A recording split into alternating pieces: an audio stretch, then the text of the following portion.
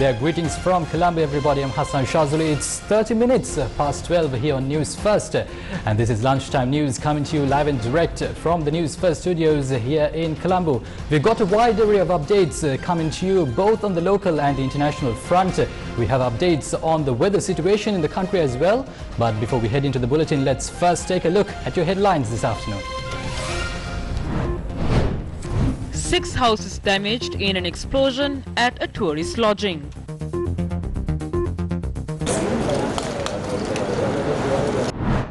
Sri Lanka imports more fertilizer. Harmful microorganisms in 7 fertilizer samples. Selling price on several goods lifted. Private sector allowed to import rice. Sri Lanka to face West Indies in T20 World Cup game today. And we start off here at home. Now 6 houses have been damaged in an explosion in Kaparatota in Weligama at about 4:10 this morning. Our correspondent reported that the explosion had occurred at lodging facility for tourists.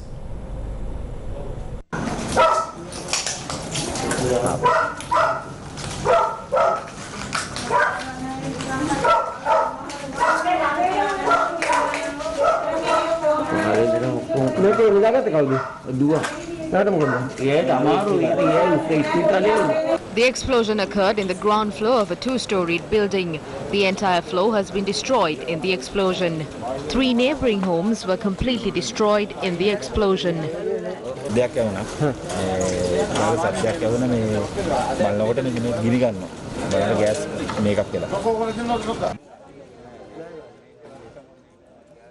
Two males and a female were injured and are receiving treatment at the Mathura hospital.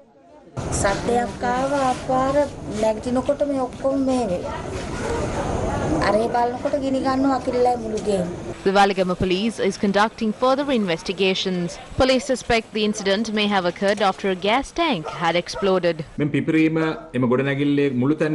Initial investigations reveal that the fire began at the ground floor of the building, but we haven't identified the reason for the fire. The Mathura Division Crimes Unit are currently investigating. The government analysts will also visit the location. The police are carrying out further investigations in this regard.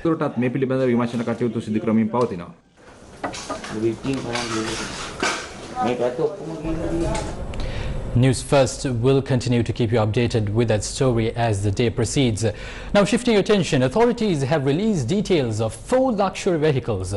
They belong to the brother of organised criminal Demetegoda Chaminda. The details were released by the Legal Assets Investigations Division in Kirulapana. The vehicles include a BMW vehicle, a V8 Jeep, a Defender cab and a hybrid car. Moving on with more stories here at home. Now 2 Indian Air Force cargo planes carrying nano-nitrogen liquid fertilizer arrived in Sri Lanka this morning.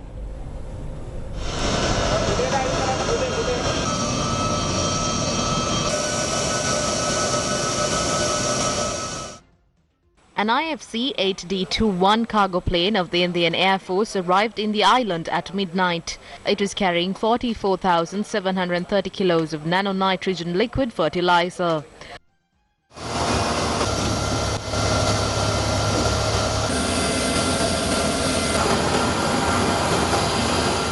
Another plane carrying nano-nitrogen liquid fertilizer arrived in Sri Lanka at around 3 this morning. Officials said it was carrying 44,773 kilos of fertilizer. Our correspondent reported that the imported fertilizer is being moved to the central warehouse complex of the Agriculture Ministry in Colombo.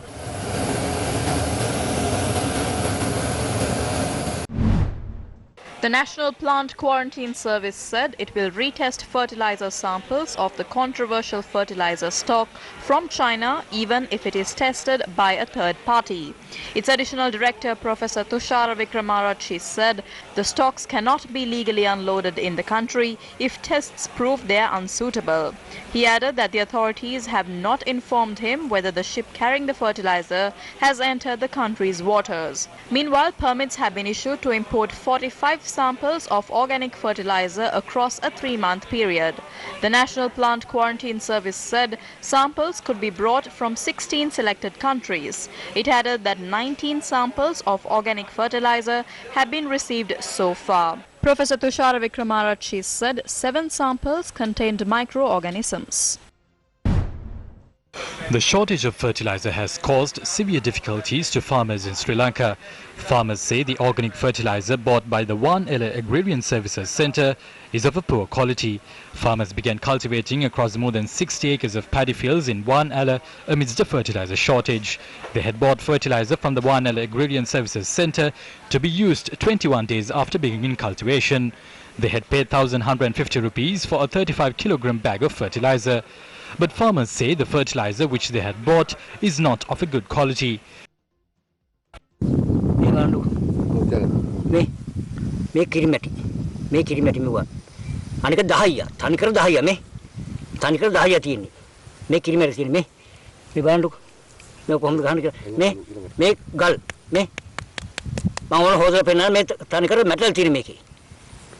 Farmers took steps to return the bags of fertilizer to the One Ella Agrarian Services Centre.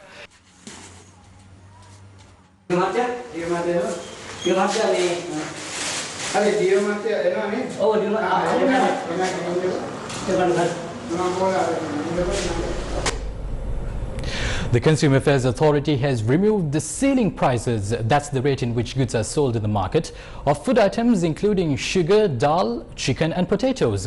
It had issued a gazette in this regard last night.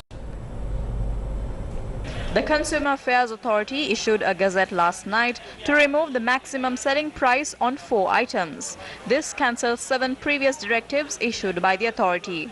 The gazette issued on the 2nd of September this year to impose a maximum retail price for white sugar and brown sugar has been cancelled. The new gazette notification has also repealed the gazette issued on the 17th of March last year, imposing a maximum retail price on Mysore dal, big onions and canned fish.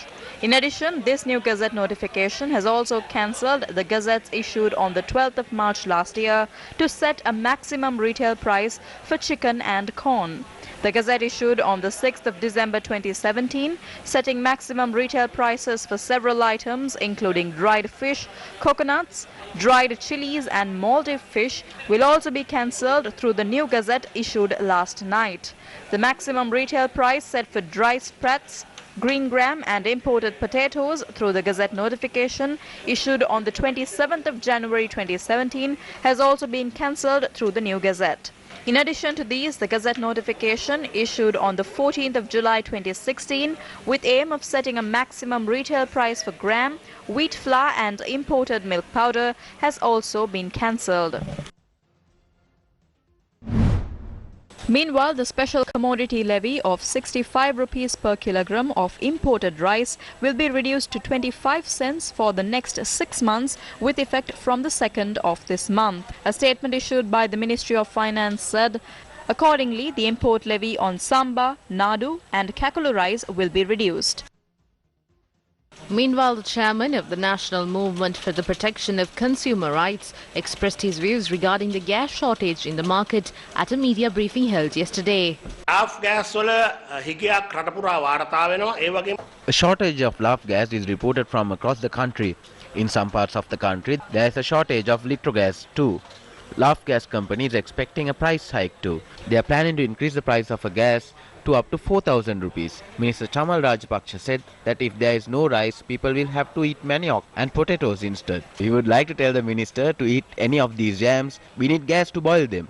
So, on behalf of the consumers of Sri Lanka, we would like to request for the supply of gas.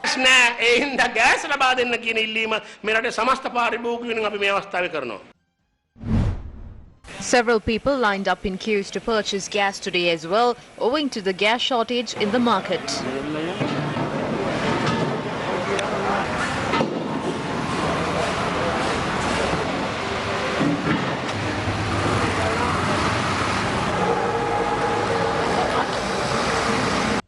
The gas bill ready at the වැඩි වීම මිනිස්සු දරාගෙන ඉන්නවා. වැඩි වෙලා වුණත් මේක ගන්න පොළේ ඉන්න ඕනේ අපි දුක් වෙන ඇත්තටම. ආයාමට මෙතෙන්ට ආවේ. තාම නෑ ගෑස් එක හම්බුනේ. අද දවසේ ඉවරයිනේ. දැන් ගිහිල්ලා මොකක්වත් රස්සාවක් කරන්න බෑ. දැන් 9යි කාලයි වෙලා. උදේ 6 ඉඳලා පොලිමේ මේ වගේ පොලිමක ජීවිතේ ඉඳලා නැහැ. ඉතින් මේ වගේ පාලකයෝට හෙන හතම වදින්න ඕන. අපිට මේ වගේ දුක දෙනවා. ඔයුන්ගෙන් අමාරුයි ඉතින් ඉස්කෝලේ යන දවසට හරි අමාරුයි කරගන්න. මෙහෙම කවදාවත් පොලිම් වල අපි ඉඳලා නැහැ. ගෑස් එකක් නැහැ කියන්නේ ලොකු මේ මෙයක් ගෙවල් වලට ඉතින් හරි අපහසුයි. ඉතින් මිනිස්සු මේ හරි අමාරුවෙන් ඉන්නේ මේ පොලිමේ ඇවිල්ලා. දැන් මෙච්චර කාලයක් මේ මිනිස්සු පොලිමේ හිටියේ නැහැනේ. මේක පරිපාලනය කරගන්න දන්නේදී කණ්ඩායමක් එන්නකම් මේ රට හදන්න බෑ. අම්මත් තනම ඕක තමයි වෙලා තියෙන්නේ. අපි හිටියේ නැත්තේ මොන පොලිමේද කියන්නකෝ. අපි මොන පොලිමේද හිටියේ නැත්තේ. ඉදල්ලමත්තුමා කියනවා දැන් ජනතාවට දෙන්න දෙයක් නැහැ. ජනතාවගෙන් ගන්න දෙයක් තමයි සිද්ධ වෙලා තියෙන්නේ මේ පවතින තත්ත්වවල කියලා. සුපුරුදු පරිදි අයවැයක් ඉදිරිපත් කරනකොට තෑගි බලාපොරොත්තු වෙනෝනේ. පඩි වැඩි වීම, නොයෙකුත් වරප්‍රසාද. As usual, when a budget is presented, rewards in the form of increments are expected. He said that such rewards cannot be provided to the people. Funds allocated for development activities across the country will continue to remain. The funds allocated will increase next year. However, we will not be able to provide benefits this time. අයවැයෙන් බලාපොරොත්තු වෙන තෑගි. ඒ තෑගි මේ සැරේ දෙන්න බැරි වෙයි කියන එක තමයි තුමා සඳහන් කළේ. Now, the religious festival of Deepavali or Diwali, which is known as the Festival of the Lights, is one of the most important days in the Hindu calendar. Now, Hindu devotees in Sri Lanka, across many parts of the country, attended religious observances at Kovils as they marked this special day.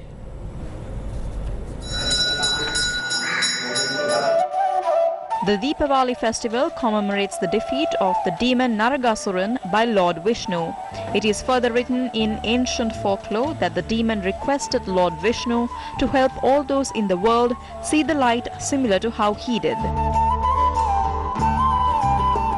Hindu devotees light up the night on days like this, praying that the lives of all would also be enlightened through this. The lighting of lamps to depict the victory of good over evil is yet another tradition of the Deepavali festival. Hindu devotees who also light ghee oil lamps in Kovils to remember their deceased loved ones also celebrate the event by eating sweet meats. The prayer of all Hindus during Deepavali is that Dharma will triumph and contribute to a prosperous future.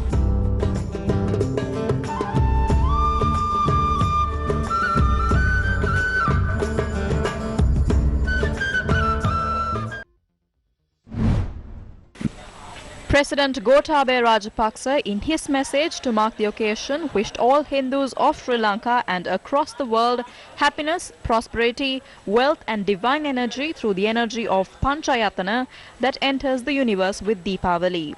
Prime Minister Mahinda Rajapaksa in his message said, quote, "May this Deepavali day mark the beginning of a better future for all Sri Lankans as a prosperous nation fulfilling wishes of all," unquote.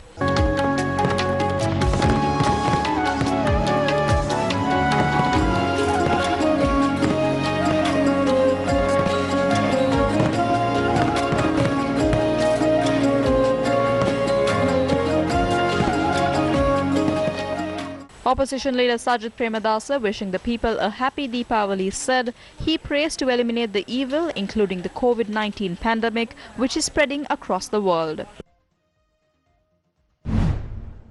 Meanwhile, a special Deepavali puja was held at the Kalai Sandar Kovil in Maradana today. Hindu devotees engaged in religious observances by adhering to health guidelines.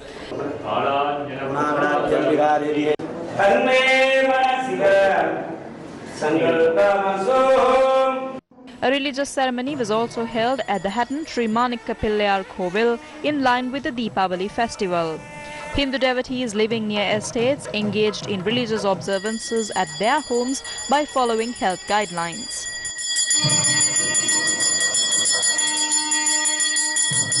Meanwhile, religious ceremonies were also held at the Sri Kadira Velayudam Sami Kovil and the Kaluvella Shivam Kovil this morning.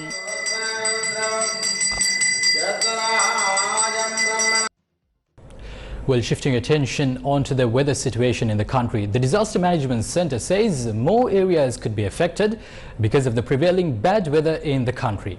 Disaster Management Centre Director Pradeep Kodipilli said 4 people have died so far.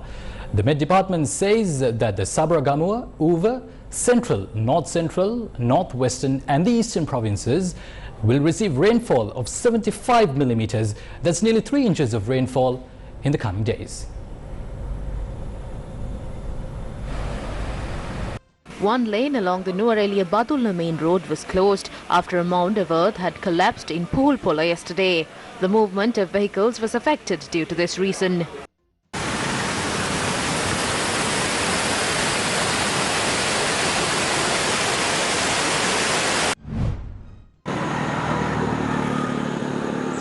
Several areas in the Galle district were flooded due to heavy rains since last night.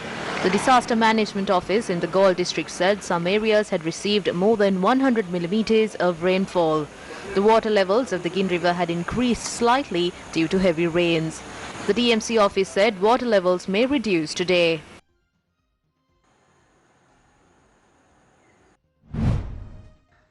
A house was severely damaged after a mound of earth collapsed in the Manikumbur area in Katugastota.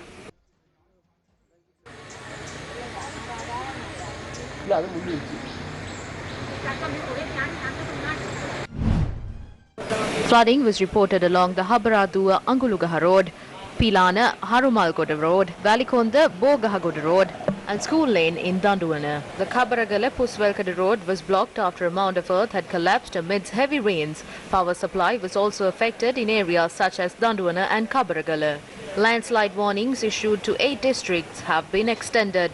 The Disaster Management Centre said landslide warnings have been issued to Matale, Badulla, Ratnapura, Kegalle, Kandy, Kaluthara and Galle districts.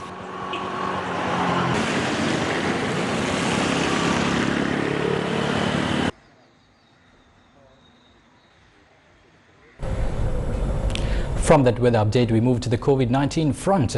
The World Health Organization has granted approval for Indian drug maker Bharat Biotech's homegrown COVID-19 vaccines for emergency use. Now, this paves the way for it to be used as an accepted vaccine for countries in need.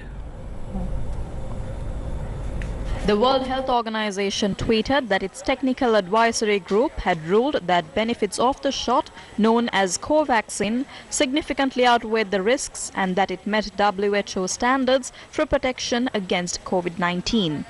The decision had been delayed as the advisory group sought additional clarifications from Bharat Biotech before conducting a final risk-benefit assessment for the vaccine's global use.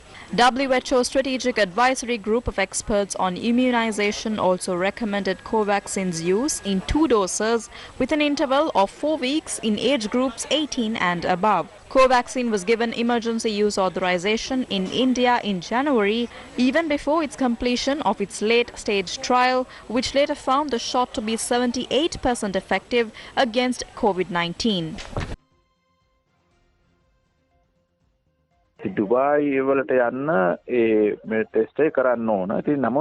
When people are traveling to countries like Dubai, it was mandatory for them to undergo this test. But we didn't have resources to facilitate this. Earlier, even though we had a machine to cater this need, it belonged to a private company. And it only has the ability to do 400 antigen tests daily. The demand for these tests suddenly increased and our expatriates started moving out of the country for their employment. To supply this demand, we arranged another machine at the airport premises. Now we can do 800 tests daily. But still we have a demand of around 1,000 tests to be done daily. Therefore, there is still some rush within the airport, but it has decreased to a certain extent.